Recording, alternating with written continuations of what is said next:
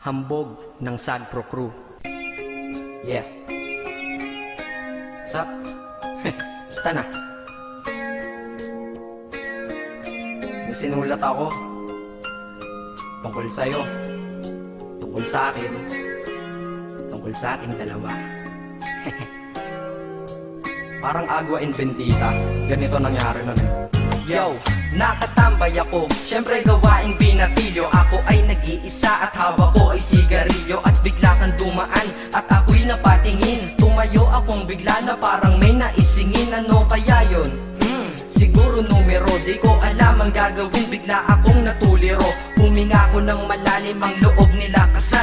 Ang nadadamang kaba sa katawan nilang pasan. Itinanong sa'yo, Miss, teka lang, anong pangalan mo? Sabi mo naman, bakit tatanong naman sa'yo? sabi ko ulit sa'yo, gusto ko lang malaman. Baka pwede naman ate sa'yo makipagkaibigan. Ang sagot mo sa'kin, Susi lang naman pala eh. Walang problema doon, basta't nandiyan ka lang palagi. Pag ako'y nalulumbay, maaasahan ba kita? ang sagot ko sa iyo, syempre naman, ako pa. Alam mo, hindi mo ba alam? Kasi, ngayon ko palang sasabihin eh. Bakit nung una pa lang kitang nakita, inablog mo na kaagad ang puso ko? Di ka naman snatcher, diba? Bakit kaya? Isa pa, ano bang meron sa'yo? Nakakaiba, na hindi ko nakita sa iba. Kaya simula ng oras na yun, pinangako ko sa sarili ko na iingatan kita. Ako magiging soldier boy mo habang buhay para sa'yo. Kaya simula nun, tayo'y naging matalik na kaibigan. Bantayan, alagaan ka, aking kinahiligan. Pag sa'yo'y may manliligaw, ika'y kukontakin. Tatawagan ka nila at aking kukontrahin. Dadating ng manliligaw ko na may sasakyan. Huwag kang sumama, sige ka, ang puso mo wasak yan. Eh ang sabi niya, wala pa siyang nagiging kasintahan. Marami nang naloko yan, o eto ang listahan. Hindi ko masabi ang nasa damdamin, na parang gusto kong ika'y mapasakin. Naaalala ko noon ako ay tinitigan, ako'y nai-inlove ngunit aking pinipigilan. Ano kaya itong nadadama sa iyong mata? Ako'y nadadala, minsan nga gustong sabihin sa iyong mahal kita. Kaso baka sagot lang sa'kin, Huwag kang ang magpatawa, che. yan ang dahilan kung bakit di ko inaamin sa'yo. Kasi kaibigan lang ang rango ko dyan sa puso mo. Tingin mo lang sa akin, ganun lang. Pero ako, iba na nararamdaman ko para sa'yo.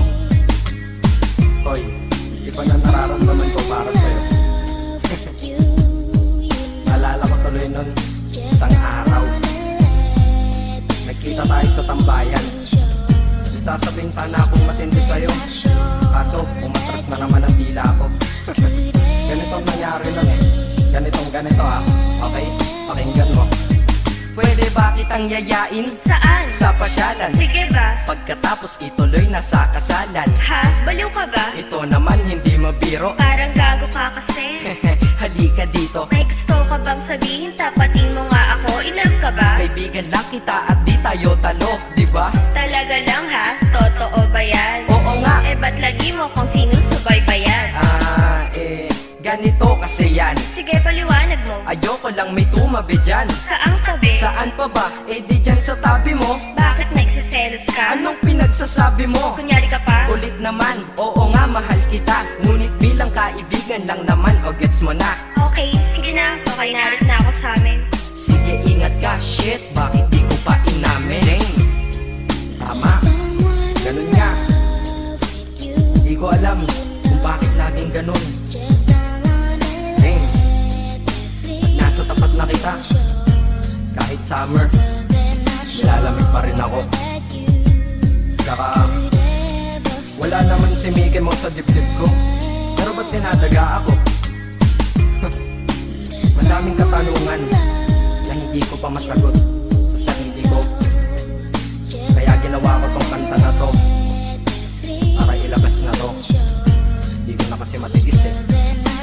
Kahit dito lang, kahit dito lang malaman mo ang totoo. Yeah.